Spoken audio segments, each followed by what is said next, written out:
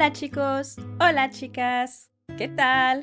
Je suis Claire Rougier, votre hôte, et je vous souhaite la bienvenue dans Une histoire de langue, le podcast bilingue qui vous emmène dans un monde mystérieux, où les histoires parlent deux langues à la fois. Préparez-vous à écouter des histoires qui vous transporteront au-delà des frontières linguistiques, et laissez-vous porter. ¿Listos? ¡Vámonos!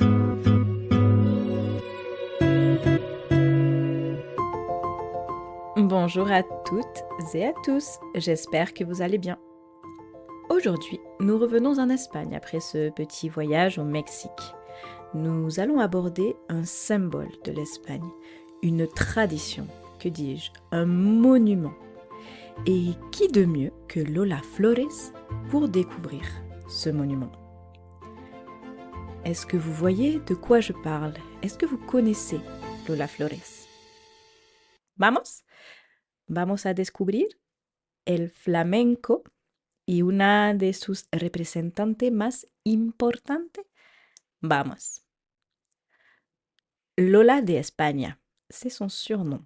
Lola Flores, de son nom complet María Dolores Flores Ruiz, est une artiste espagnole qui est née en 1923 à Jerez de la Frontera, dans le sud de l'Espagne, en Andalousie.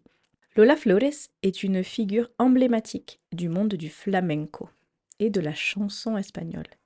Elle est reconnue pour son talent exceptionnel, sa voix puissante et une présence scénique plutôt captivante. El flamenco es lo más grande que hay en el mundo.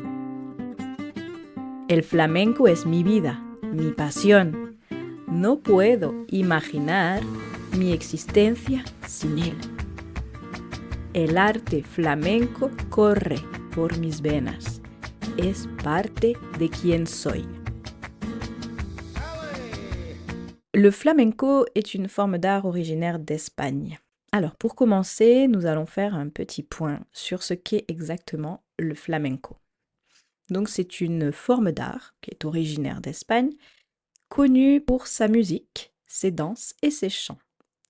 Effectivement, dans le flamenco, il y a 3 éléments. Donc, el cante, le chant, el baile, la danse, et el toque, la guitare.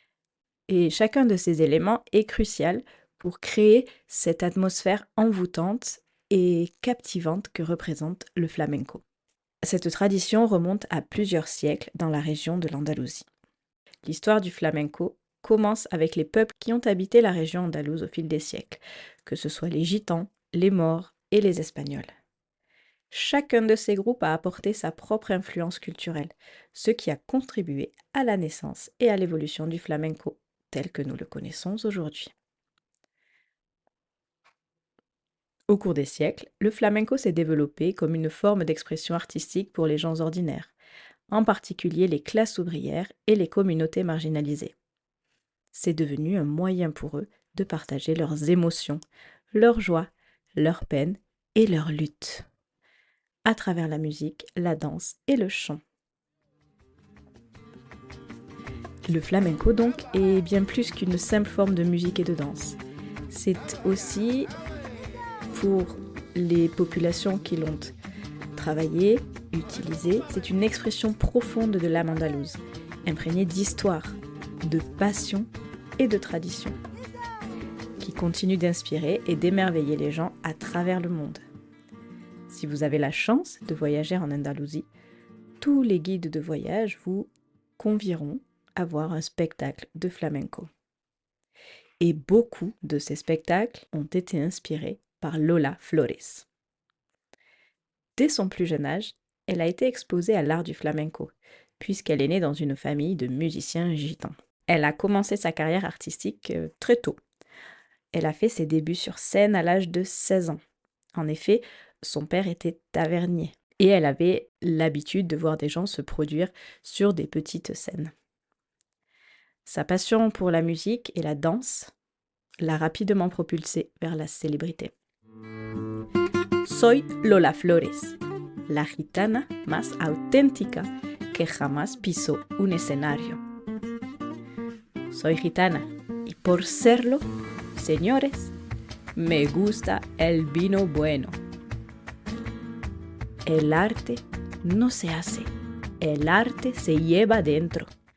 Dans les années 1940 et 1950, Lola Flores a atteint une renommée nationale et internationale grâce à ses performances remarquables dans des films, des émissions de télévision et des spectacles.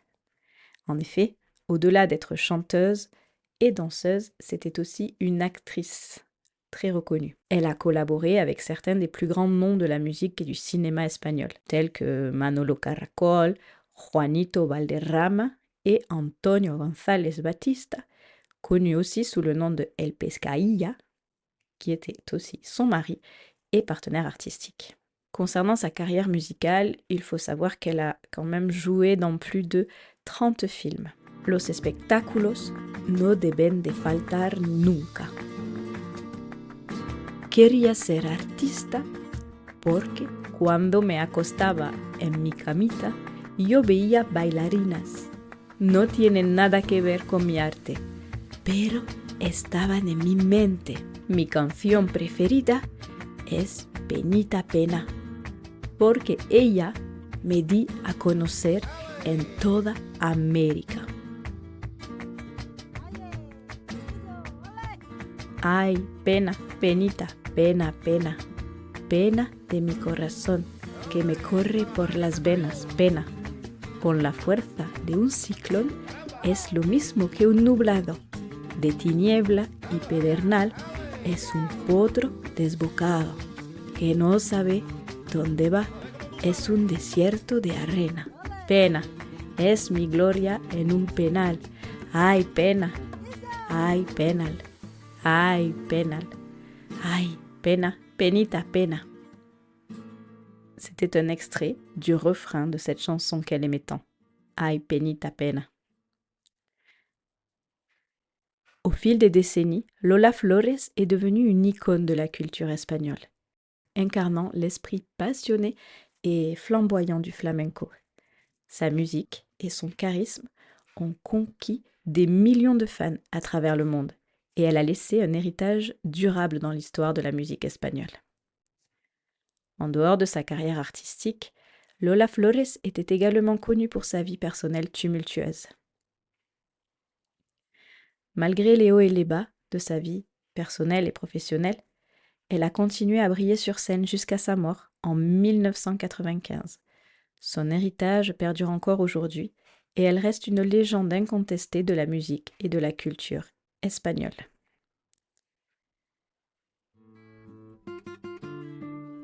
Si volviera a nacer, quisiera ser como soy. Mi vida ha sido un escenario y cada momento ha sido una actuación. En la vida, como en el escenario, hay que bailar con pasión y cantar con el corazón.